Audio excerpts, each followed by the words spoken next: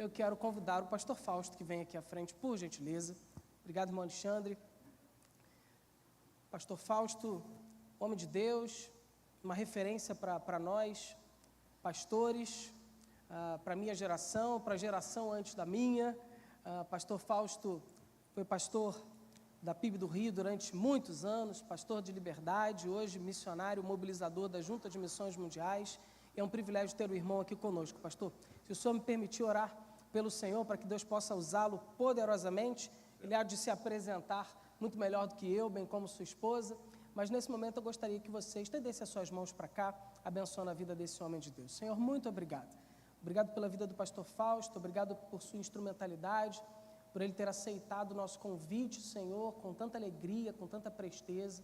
E nós te louvamos, ó Pai, pela vida, pelo ministério, por tudo aquilo que o Senhor lhe permitiu construir ao longo de tantos anos trabalhando na tua seara.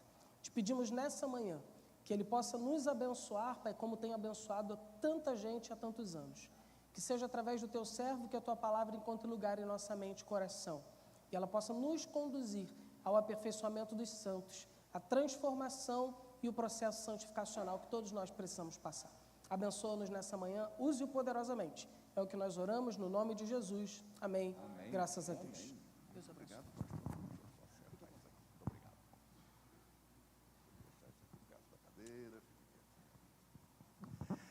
Graça, misericórdia e paz da parte de Deus, nosso Pai, e do seu Filho, nosso Senhor e Salvador Jesus Cristo. Uma alegria, um prazer muito grande para Johnny e para mim estarmos aqui com os irmãos.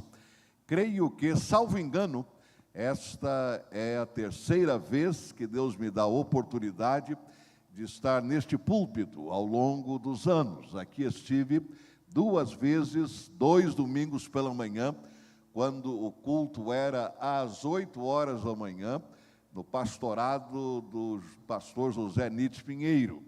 E quando ele me convidava para pregar, ele dizia, olha, eu quero convidar você para pregar na minha igreja, no culto da manhã. E eu dizia, mas eu tenho culto na primeira igreja, 11 horas, não tem jeito. Ele disse, não, tem jeito, porque o nosso culto começa às 8. Então dá tempo de você ir, dá tempo de você pregar, o culto vai acabar dali a 1h30 mais ou menos, você vai ter 1 hora para voltar para o Estácio, ainda vai chegar antes do culto da primeira igreja. E ele me convencia, então 2 vezes estive aqui, grande amigo meu pessoal, ele e a sua família, Deus os usou como nossos missionários de missões mundiais, de grande impacto na Europa, particularmente nos povos de língua portuguesa. Então, a gente fica muito feliz, e Johnny e eu estamos muito felizes mesmo de estar com os irmãos nesta manhã do dia do Senhor. Então, Johnny, quero ficar em pé mais uma vez, os irmãos já a conhecem, mas para ela e para mim é um prazer estar aqui com vocês. E nós dois hoje já fazemos parte da bancada da Bengala, de tal maneira que juntos nós caminhamos, cada qual do seu lado, e ao lado um do outro, né? Mas pela graça de Deus estamos aqui, porque a gente está sempre vivo, é ou não é verdade? Tem que ser, a gente tem que ser sempre vivo, como acabamos de cantar. Estávamos ouvindo há pouco, coro feminino, não é isso, da igreja? E eu cantei com elas, eu também quero voar bem alto, como águia, porque essa é a promessa que a palavra nos dá. Que nós seremos renovados e voaremos com asas como águias. E mais, nós vamos correr e não vamos ficar cansados. Nós vamos caminhar e não vamos ficar exaustos. É ou não é? Então, graças a Deus pelo Espírito Santo que nos dá força, não apenas física, mas também mental, psicológica, emocional, espiritual, para caminharmos por este mundo afora. Deus abençoe os irmãos. Deus abençoe a Igreja Batista no Rio da Prata, para que os irmãos sempre sejam este farol reluzente, tão conhecido como o farol que os irmãos são, pelos batistas desta cidade, pelos batistas brasileiros, pelos evangélicos, pela comunidade, de tal maneira que quem vir esta igreja possa sempre saber que ali a palavra de Deus é proferida e pregada. Devo dizer, pastor André, irmã Raquel, e por extensão também a Maria Luísa e o Martin, não é? Fomos muito bem recepcionados pela família nesta manhã, com um delicioso café da manhã, foi muito bom mesmo. E que beleza, e como eu comi muito bem, eu vou ter de pregar bastante para queimar aquilo que eu comi. Mas é um prazer muito grande estar aqui e receber dos irmãos tanto carinho, Johnny e eu, e tanta amabilidade. O convite para estar aqui também é de muita alegria para nós, pastor André. O senhor foi muito gentil para comigo, convidando-me e confiando-me o seu púlpito na manhã deste, que é um dia tão especial. Eu não sabia, fiquei sabendo agora, que hoje também é o aniversário, primeiro ano de pastorado do senhor aqui na igreja. Que beleza! Primeiro ano exatamente neste dia do Senhor. Então, que o Espírito Santo continue a abençoá-lo. Que o colega seja sempre usado pelo Senhor para a honra e glória do nome dele. Que Deus o encha de muita sabedoria, porque na realidade esta é a grande diferença. Conversava eu, certa ocasião, com o pastor Davi Gomes, que os irmãos conheceram, pelo menos os irmãos de uma outra geração.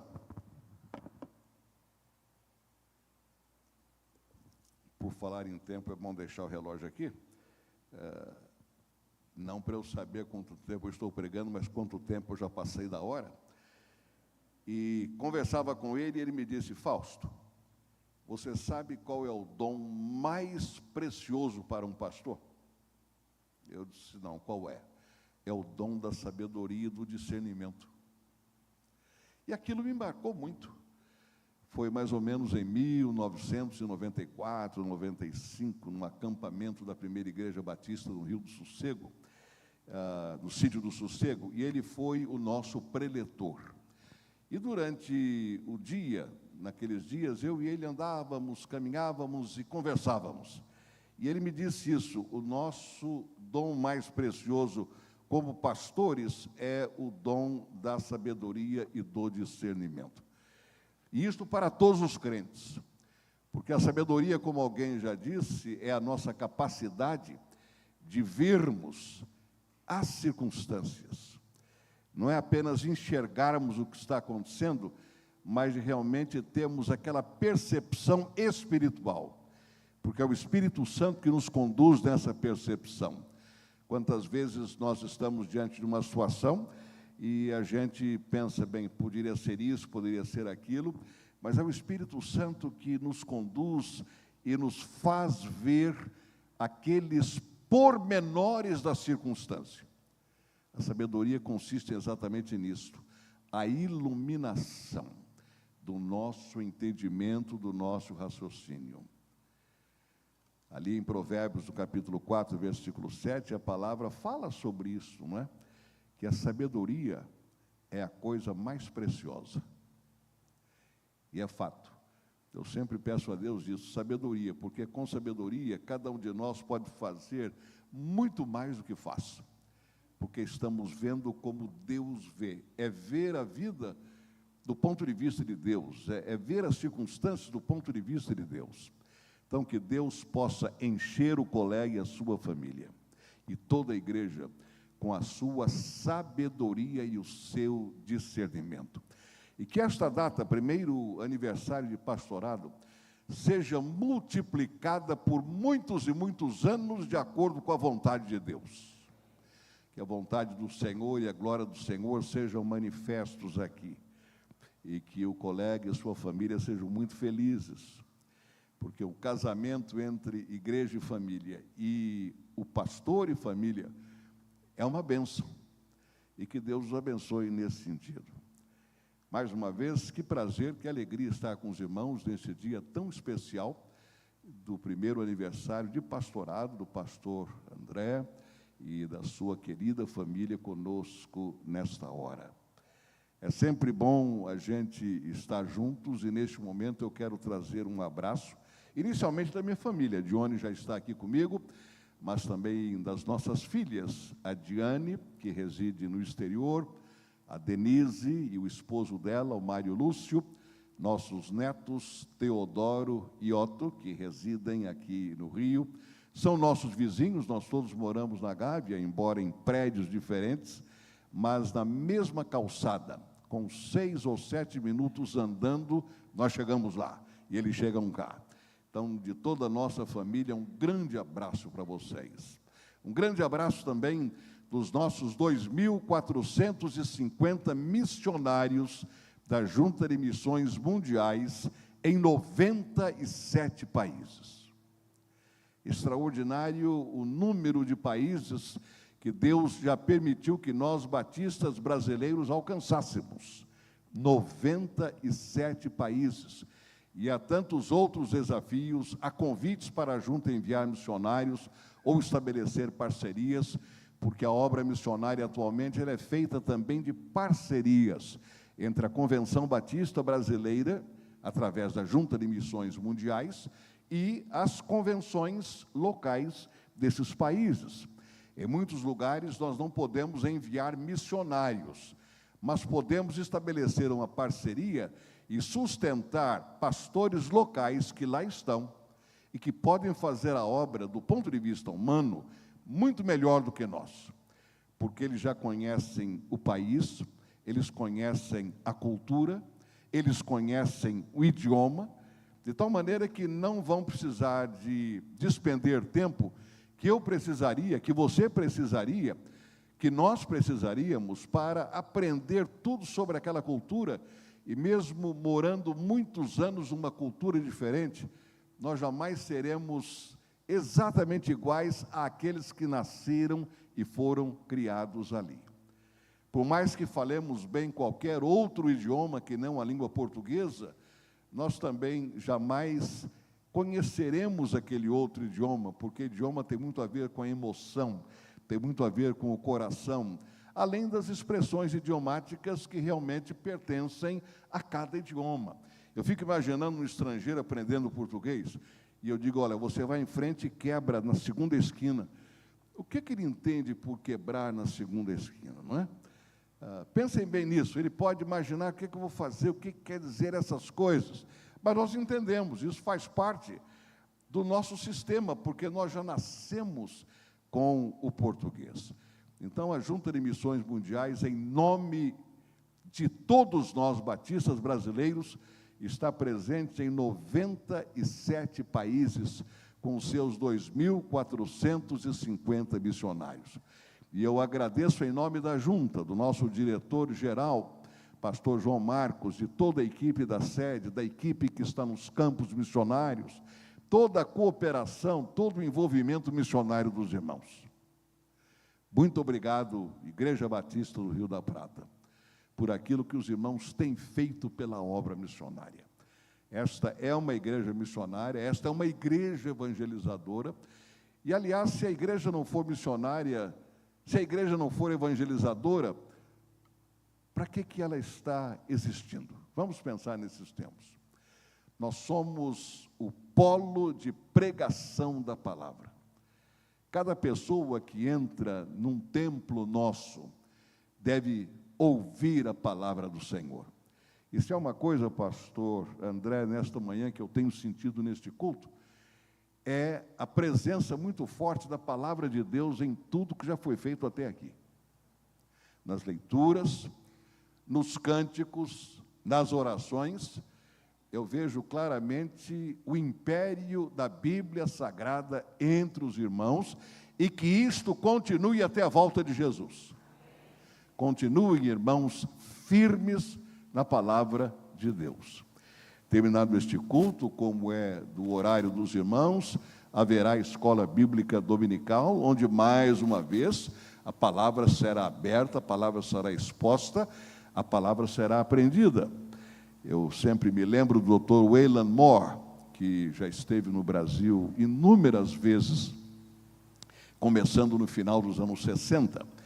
E ele foi autor de vários livros, o mais conhecido entre nós, intitula-se A Igreja segundo o Novo Testamento, ou Integração segundo o Novo Testamento. E ele sempre considera a palavra de Deus central, isto é fundamental. Ele diz E ele diz: nós temos 5 verbos que devemos levar em conta quando pensamos na palavra de Deus na vida do crente: ouvir a palavra, ler a palavra, meditar na palavra, memorizar a palavra e praticar a palavra. São 5 verbos fundamentais que devem estar na minha mente e na sua mente, no nosso coração, quando nós abrimos a palavra do Senhor. Então, que o Senhor continue a ser exaltado e glorificado através dos irmãos, é a minha oração. Nós estamos, como Junta de Missões Mundiais, na ênfase CM, que quer dizer completar a missão no século 21. Qual é a nossa missão? Proclamar Jesus Cristo a todos os povos, a todas as nações, a todas as culturas, e tanto quanto possível em todos os idiomas e línguas. E o nosso desejo é completar esta missão até o final deste século, se o Senhor não retornar antes. Então, CM21, quando vocês virem isto, quer dizer completar a missão no século 21. Este é um domingo muito especial. Em primeiro lugar, porque estamos celebrando um ano de pastorado do pastor André e da sua família entre os irmãos. Outro, hoje é também o chamado Dia da Escola Bíblica Dominical. Não sei quantos aqui pertenceram ao tempo, eu pelo menos, a Dione também, na nossa infância. Chamávamos o 4º domingo de abril do Dia do Rumo. Alguém se lembra dessa expressão, Dia do Rumo? Dia do Rumo à igreja. Dia do Rumo à Escola Bíblica Dominical. Uma das igrejas de que fui membro lá em São Paulo, nós usávamos o 4º domingo de abril para ser o dia em que as famílias levavam a chave da casa para a igreja. Isto é, hoje a família toda está na igreja. É dia do rumo, todo mundo aqui.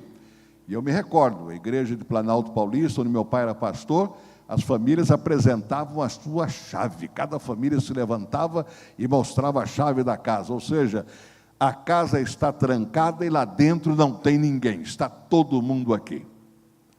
Uma ênfase interessante daquela época, e que não apenas nós, batistas, mas outras denominações também tinham, talvez ainda tenham, o Dia do Rumo, 4º domingo de abril, Dia da Escola Bíblica Dominical.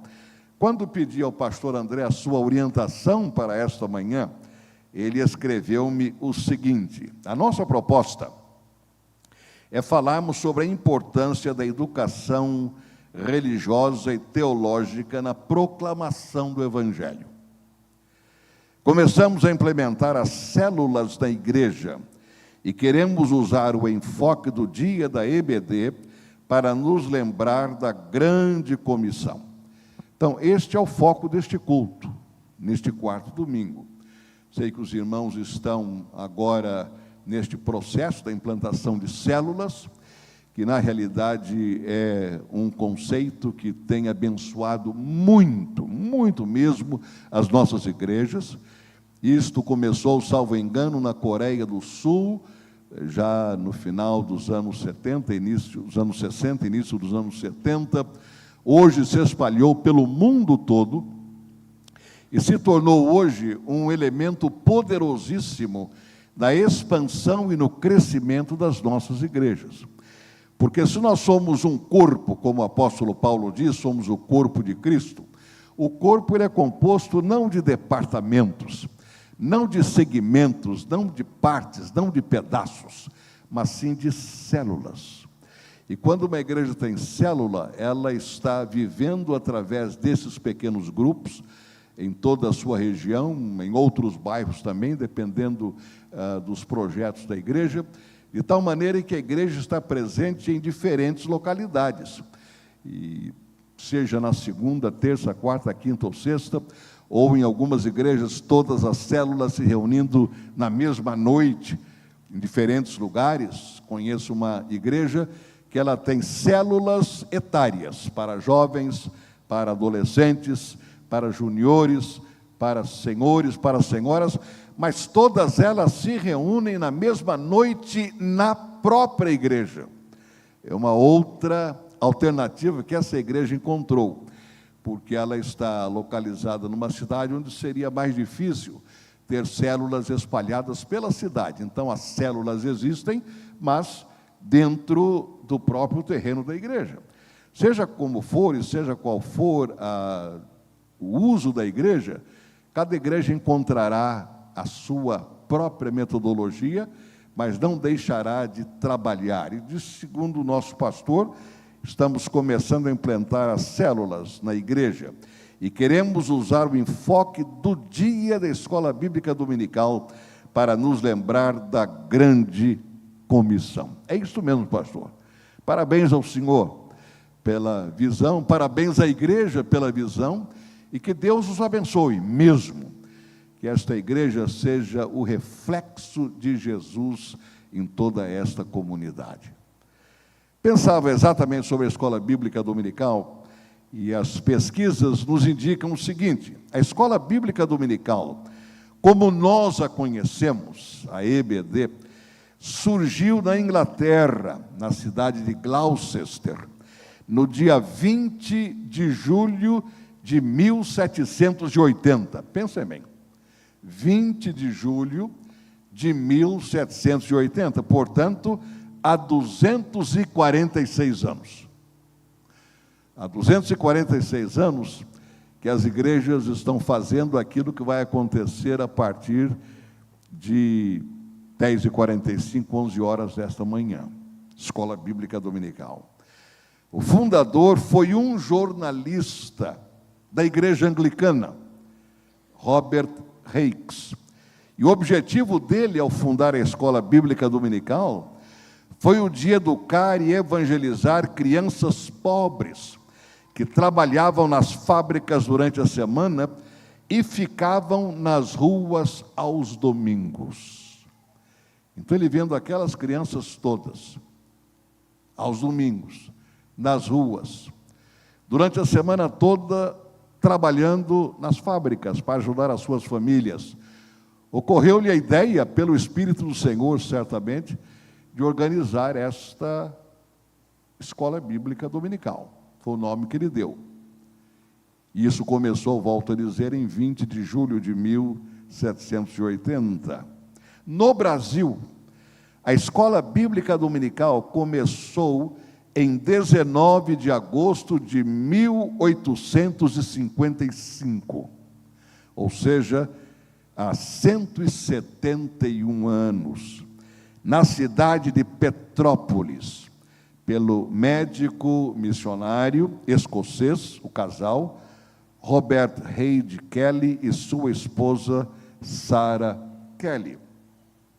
O casal reuniu inicialmente 5 crianças. Notem bem como começou a EBD no Brasil, com 5 crianças, para ensinar lições bíblicas, marcando o início oficial do movimento no Brasil. Portanto, no Brasil, nós já estamos com o EBD há 171 anos. Em termos de Convenção Batista Brasileira, volto a dizer, antigamente o Dia do Rumo, hoje ainda oficialmente no calendário da nossa convenção para 2026, 4º domingo de abril, dia da Escola Bíblica Dominical. E quando pensamos em Escola Bíblica Dominical, para mim são 3 palavras que definem exatamente o que a EBD é. Em primeiro lugar, ela é escola. Escola deve ser sinônimo de aprendizado.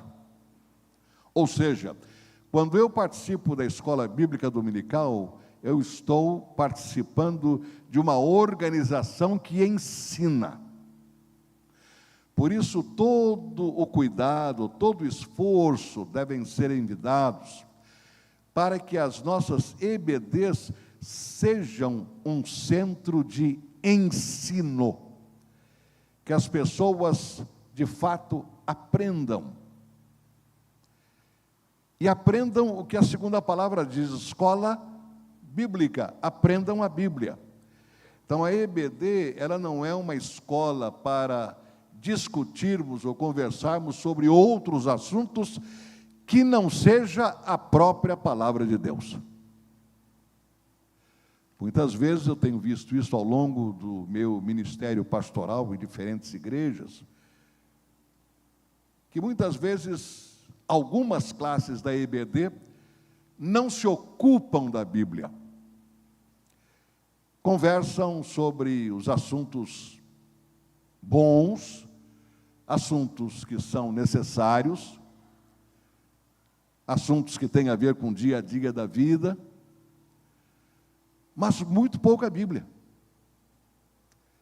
Mas nós chamamos a organização de escola bíblica, ou seja, ela ensina a Bíblia, ela transmite a Bíblia, ela passa a Bíblia. Ela não é uma escola para discutir assuntos da semana, mas, lamentavelmente, há muitas classes de EBD, por este Brasil afora, eu diria por este mundo afora, onde você discute tudo menos a Bíblia, onde você aprende tudo menos a Bíblia. Política, economia, esporte. Muito bem, tudo isso tem o seu lugar. Mas a escola bíblica dominical é lugar onde se estuda a Bíblia. Por isso, um dia como este nos faz pensar seriamente nisto. Na escola bíblica dominical só existe um livro. Este livro se chama a Bíblia. Houve um grande pregador congregacional inglês chamado John Henry Jowett. E o que se dizia era que as igrejas que ele pastoreava, elas podiam ser testadas sobre a Bíblia, porque todas elas conheciam a Bíblia toda. Era costume dele, era ênfase dele, ficar apenas com o texto bíblico para as pregações. Então, isso naquela época, isso foi no século XIX, comentava-se, as ovelhas do pastor Jowett passam em qualquer exame bíblico, porque é só Bíblia. Um dos grandes pastores batistas americanos, com livros na língua portuguesa, vários deles, inclusive esteve no Brasil algumas vezes no passado, Dr. W.A. Criswell, da primeira igreja batista de Dallas, no estado do Texas, teve a ideia, certa ocasião, de pregar a Bíblia toda, começando em Gênesis 1:1, e indo até Apocalipse 22:21. Começando no domingo de manhã, digamos, no domingo à noite ele continuava onde havia parado, na quarta-feira ele continuava onde havia parado no domingo à noite, no outro domingo pela manhã continuava onde havia parado na quarta-feira à noite, e assim por diante. Os irmãos sabem quanto tempo ele levou para pregar a Bíblia toda, versículo por versículo, na ordem que nós temos na Bíblia?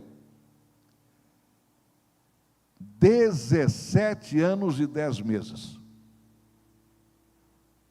Então ele disse, e eu ouvi dizendo isso, que naquele período, os membros da igreja começavam a dizer quando haviam se tornado membros da igreja, pelo livro da Bíblia que estava sendo pregado.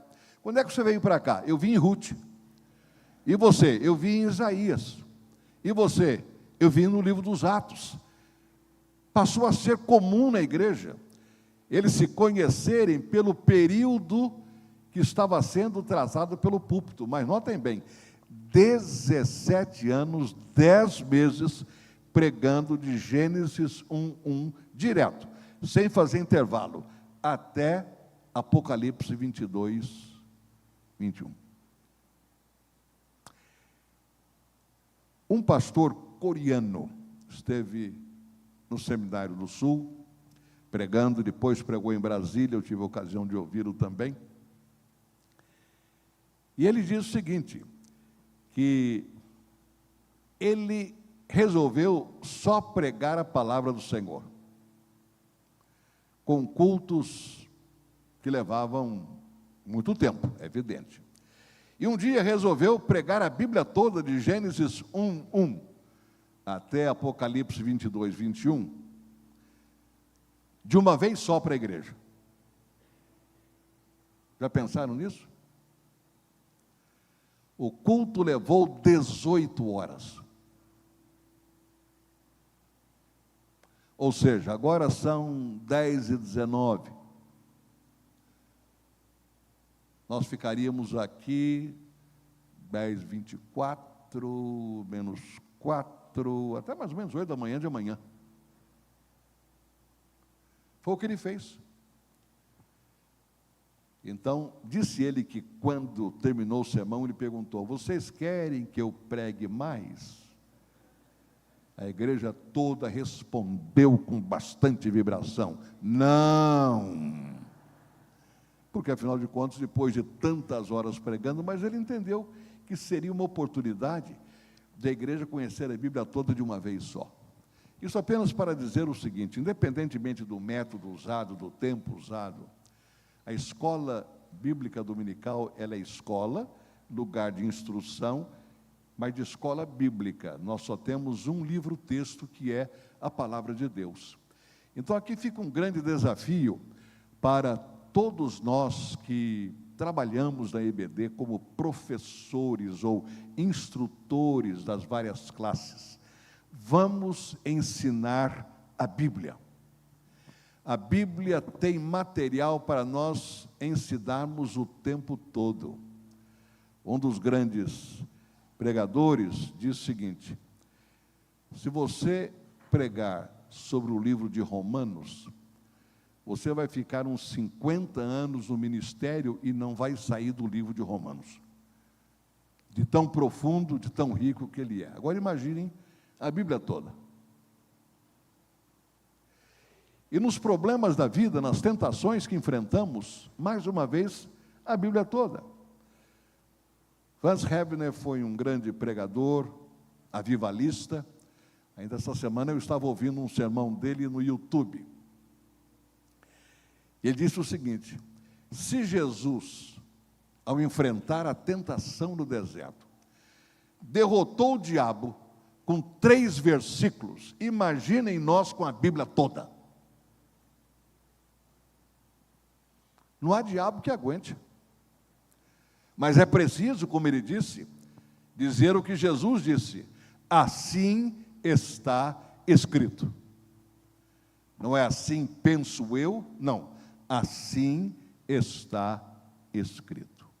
Então, escola, porque se aprende, bíblica, porque se ensina e aprende a Bíblia, e dominical, porque no nosso caso acontece todos os domingos. Hoje eu sei, muitas igrejas adotam a EBD até durante a semana também. Nós fomos membros de uma igreja lá nos Estados Unidos, que nós tínhamos a EBD no domingo e na segunda, terça, quarta, quinta e sexta. Todo dia da semana havia classe da escola bíblica dominical para aqueles que não podiam vir no domingo. Mantinha-se o nome dominical, embora não fosse mais dominical, claro, durante a semana, mas era melhor do que a escola bíblica secundal, escola bíblica quarteiral, então, para dominical logo, na quarta, segunda-feira, etc. Escola bíblica dominical. Quando se pensa no dia da IBD, como é o caso hoje, pensa-se também na palavra capacitação, porque o que nós queremos são crentes biblicamente capacitados. O apóstolo Paulo, escrevendo a Timóteo, ele diz na sua segunda carta, capítulo 2, versículo 15, procura apresentar-te a Deus aprovado, como obreiro que não tem de que se envergonhar, isto é, não tem de que ficar constrangido, não tem de que ficar sem jeito, não tem de que ficar embaraçado. Por quê? porque maneja bem a palavra da verdade. Então, se há uma aprovação que Deus quer de nós, é a aprovação na palavra. E a escola bíblica dominical, pela capacitação, nos leva exatamente a manejarmos bem a palavra da verdade. Em termos de educação teológica no Brasil, que tem um papel fundamental, nós batistas brasileiros iniciamos esse ministério da educação teológica no dia 1º de abril de 1902, com a fundação de uma escola teológica na cidade do Recife, que hoje conhecemos como Seminário Teológico Batista do Norte do Brasil. Começou em 1º de abril de 1902. Quanto tempo de 1902 para 2026? Vamos lá. Alguém me ajuda? 124 anos. Desde 1º de abril, neste mês. E como os batistas sempre enfatizaram a doutrina do batismo, os críticos daquela escola costumavam chamá-la de seminário do mergulho, porque o crente era mergulhado na água para ser batizado. Foi um apelido jocoso que deram para o Seminário do Norte no seu início. Mas ele começou como aula de educação teológica, como aula de Bíblia, para um grupo de 4 ou 5 alunos apenas. E nós somos hoje, em 2026, herdeiros daquela educação teológica, daquela educação religiosa. Estou colocando as duas lado a lado, embora tenham ênfases diferentes, mas a educação teológica, a educação religiosa, nos trazem a capacitação para o aprendizado da palavra do Senhor. O impacto da escola ou da educação teológica no que fazemos na EBD e no treinamento tem a ver exatamente com a capacitação. Mas capacitação para quê? Para que somos capacitados? O saudoso pastor Nilson Amaral Fanini, que creio eu todos aqui conheceram, pelo menos grande parte conheceu, ele dizia que a evangelização era o exercício para a igreja queimar as calorias. Ele disse, grandes cultos que nós temos, excelente adoração, grandes sermões, mas se o crente não se exercitar, ele vai ficar espiritualmente obeso. Ele tem que queimar essas calorias. A evangelização é o nosso exercício para queimar as calorias espirituais. Então, somos capacitados para a evangelização. E, nesse sentido, o Senhor nos lembra em João 4,35, não dizeis vós que ainda há 4 meses até que venha a colheita? Eu vos digo, levantai os vossos olhos e vede os campos, que já estão brancos para a ceifa. Quantas vezes a gente pede, Senhor, abre os meus olhos, eu preciso ver. Não, realmente precisamos só disso mesmo, abrir os olhos. Tivemos na semana passada, aqui no Rio, na Igreja Batista do Recreio, o congresso do Jubileu de Ouro da União Batista Latino-Americana, a chamada UBLA. E o tema foi exatamente o nosso legado, 50 anos da União Batista Latino-Americana. 50 anos de evangelização, 50 anos de mobilização do nosso povo batista em toda a América Latina. E o secretário-geral é o pastor Paresh Hakomi, da Igreja Batista Israel, na cidade de Guayaquil, no Equador. E ele disse que a igreja dele, que hoje experimenta, já há alguns anos tem experimentado um grande crescimento, ele estava fazendo o seu ministério, diz ele, como igreja, mas ele vinha orando, dizendo, Senhor, eu preciso de uma nova visão. E ele residia, como ainda reside, creio, num condomínio todo fechado. Aliás, os condomínios hoje estão todos fechados, em todos os lugares do mundo. Para entrar é uma dificuldade medonha. O dono tem que ligar, passar o interfone, passar a chapa do carro. Vocês sabem disso. E ele estava andando, cercado. Ele disse, aquele muro enorme do meu condomínio. E o Espírito Santo falou, olhe do outro lado do muro. Ele ouviu aquela voz, olhe para o outro lado do muro. E ele então ergueu o pé, olhou, e para a surpresa dele, havia uma enorme comunidade logo ali, do outro lado do muro. E ele se lembrou desse texto, levantai os vossos olhos e vede as terras, que já estão brancas. Não é que elas ainda vão ficar prontas para a colheita, já estão prontas as terras para a colheita.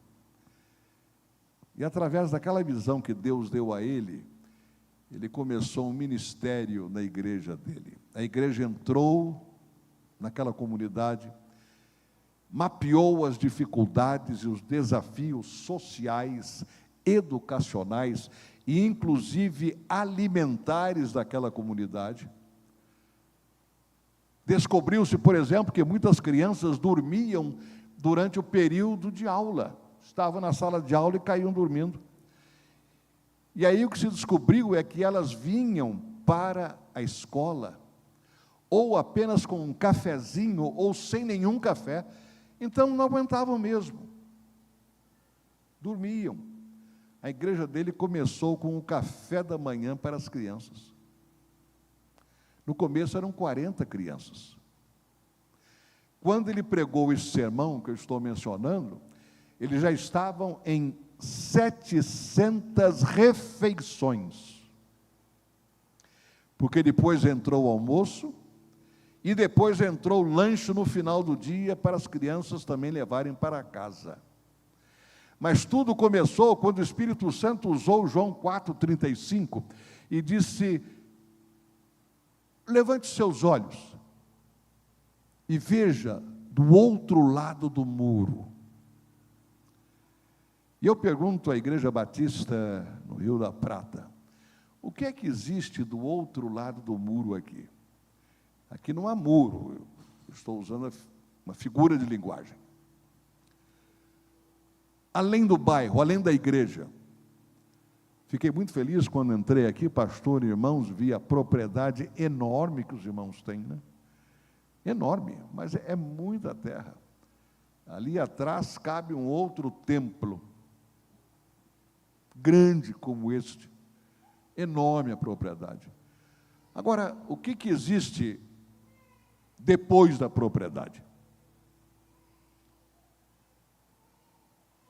O que há de desafio do Espírito Santo, para o qual eles têm capacitado os irmãos para a grande comissão?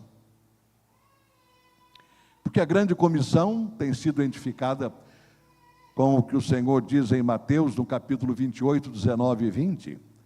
E aproximando-se Jesus, falou-lhes, toda autoridade me foi dada no céu e na terra. Portanto, ide, fazei discípulos de todas as nações, batizando-os em nome do Pai, do Filho e do Espírito Santo, ensinando-lhes a obedecer todas as coisas que eu vos ordenei. E eis que eu estou convosco todos os dias, até o final dos tempos. Essa promessa final de Jesus, eis que estou convosco todos os dias, até o final dos tempos, é uma promessa que eu sempre ouvi com muita frequência. Quando em cultos de oração, eu sempre pedia que quem quisesse mencionasse o seu versículo favorito.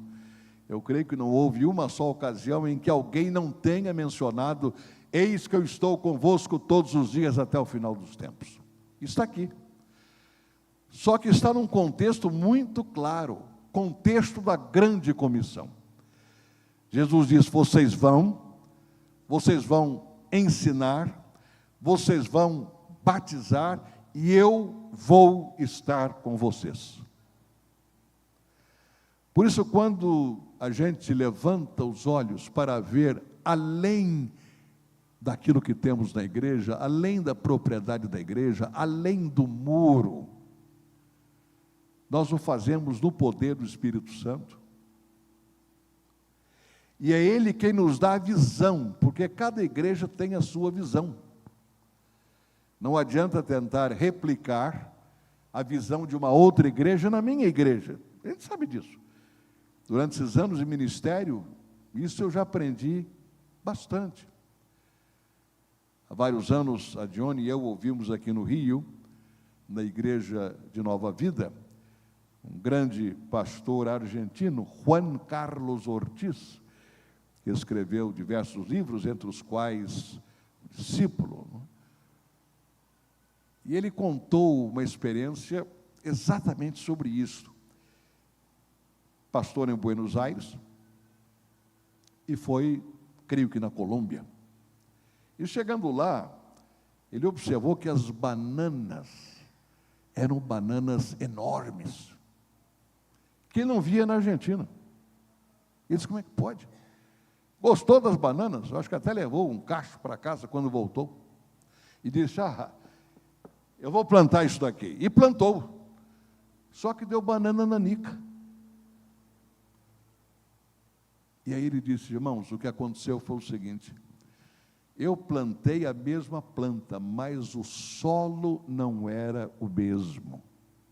Ou seja, a minha igreja deve refletir o solo em que ela está plantada. E isto mais uma vez veio à minha mente quando eu estava no interior de São Paulo, numa viagem, com 4 outros colegas, estávamos no carro, e passamos por um vasto laranjal, lá na área de Ribeirão Preto. E um colega disse, mas que coisa, hein? Que coisa linda, que laranjal, que coisa linda. E o outro colega do carro disse, pois é, na minha terra, lá em Goiás, onde eu moro, só dá pasto. Você passa, é pasto sem parar. Aí um terceiro disse, mas é o solo que faz a diferença. Exatamente, é o solo que faz a diferença. Isso quer dizer que a Igreja Batista do Rio da Prata, na sua capacitação, e neste domingo, estará pensando também, Senhor, qual a tua visão para este solo em que eu estou? Eu posso trazer excelentes ideias, claro, planos, óbvio, mas sempre levar em conta que tipo de solo nós temos, o que é que dá aqui. Banana prata ou banana nanica? Laranja pera ou laranja lima? E assim por diante. O básico, o fundamental, é levantarmos os olhos para vermos o que Deus tem para nós, onde nós já nos encontramos. No meu último pastorado, que foi a Igreja Batista da Liberdade de São Paulo, nós resolvemos fazer, num determinado ano, um final de semana de estudos estratégicos. Dividimos a igreja em grupos para analisar as situações, e eu convidei para trazer a mensagem final o pastor Wagner Vailate, da Igreja Batista Boas Novas. E a mensagem dele foi muito simples. Ele falou sobre o CEP da igreja. Qual é o código de endereçamento postal da igreja? Ele perguntou. Qual é o CEP aqui da igreja? E ele disse, o CEP da Igreja Batista Boas Novas é tal, tal, tal e tal. O CEP da Igreja Batista Liberdade é tal, tal e tal. Então, peça a Deus uma visão para o seu CEP. Só isso. Deus tem um povo, assim como ele disse a Paulo, eu tenho muita gente nesta cidade. Isso era Corinto. Paulo estava ali, preocupado. O que é que eu vou pregar? Como é que vai ser? Deus disse: não se preocupe, eu tenho muita gente neste CEP. Qual é a visão de Deus para o CEP da Igreja Batista no Rio da Prata? É levantar os olhos. Senhor, eu vou levantar meus olhos e eu quero que, através da educação cristã, através do que a educação teológica de reflexão, de ensino da palavra tem para mim, eu quero ter uma EBD que faça toda a diferença.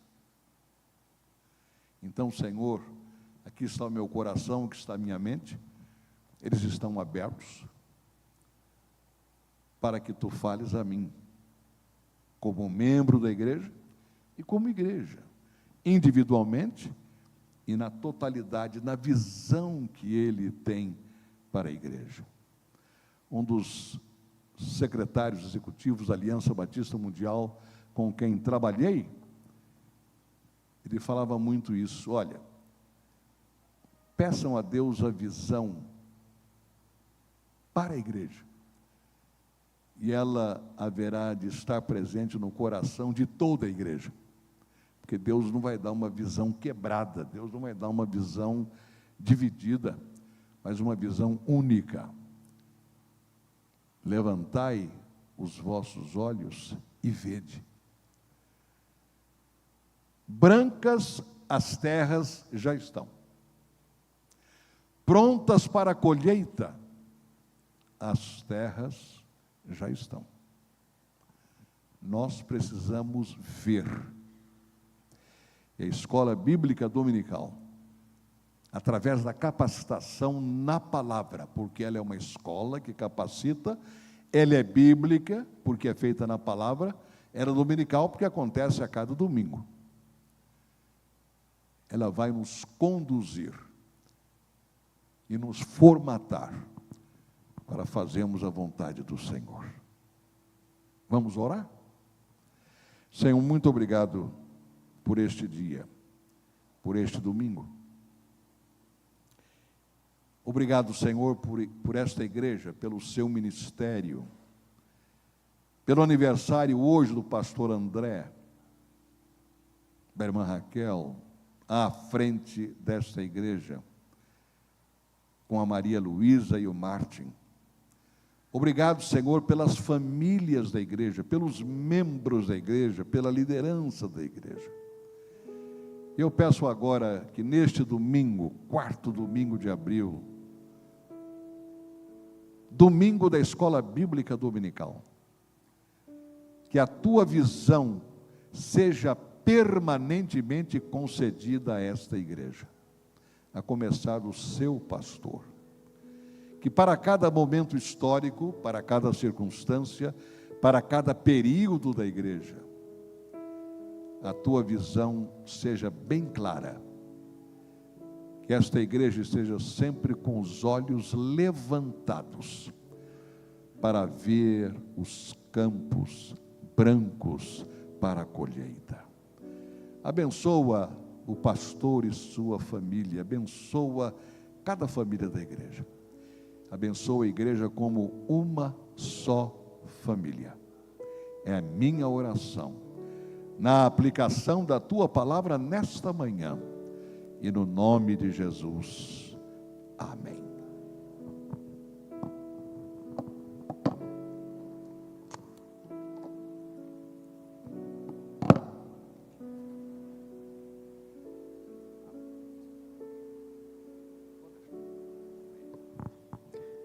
Meu irmão, você foi abençoado nessa manhã, você pode dizer um amém? Louvado seja Deus pela vida do pastor Fausto, sua instrumentalidade, meu irmão, que Deus o abençoe. Quero convidar o Ministério de Louvor para que tome seu lugar aqui. Quero convidar o Evandro também, cadê? O Evandro está duplamente, né? Rapaz, fica aqui comigo rapidinho. Evandro, seminarista Evandro, tem conduzido a nossa escola bíblica, o Ministério de Educação da nossa igreja. Deus te abençoe, meu irmão. Deus abençoe nessa missão preciosa que o Senhor lhe concedeu nesse tempo. Se você puder, você pode se colocar de pé, nós vamos orar agradecendo ao Senhor também. Ao final dessa oração, o Ministério de Louvor vai nos conduzir aqui numa canção. Aproveite esse momento para dedicar a sua vida ao Senhor, para se consagrar ao Senhor. Pastor Fausto e eu estaremos descendo para cumprimentarmos os irmãos ali à porta no fim da celebração. E depois o pastor Davi virá aqui para impetrar a bênção. Então, se você puder, feche seus olhos, vamos orar.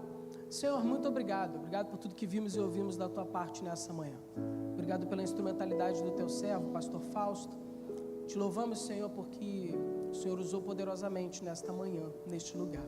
Muito obrigado por tudo aquilo que nós depositamos diante do Senhor, nossos louvores, nosso coração, nossa integridade, Senhor, a integralidade do nosso ser, depositada aqui diante do teu altar.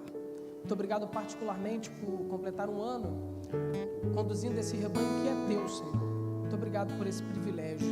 Que o Senhor continue nos abençoando, nos direcionando, como o pastor Fausto nos ensinou, nos envisionando para a glória do teu nome. Obrigado, Senhor, pelo ensino bíblico da tua igreja, hoje nas mãos do irmão Evandro.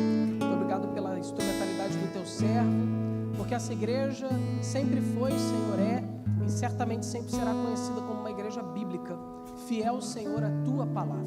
Te louvamos por isso. Agora, Deus, recebe o nosso louvor e nossa adoração, que possamos ao fim desse culto continuar glorificando o teu nome, também, Deus, na escola bíblica, da qual nós faremos parte. Abençoa-nos. É o que nós oramos no nome de Jesus. Amém. Graças a Deus, adore o Senhor nesse momento.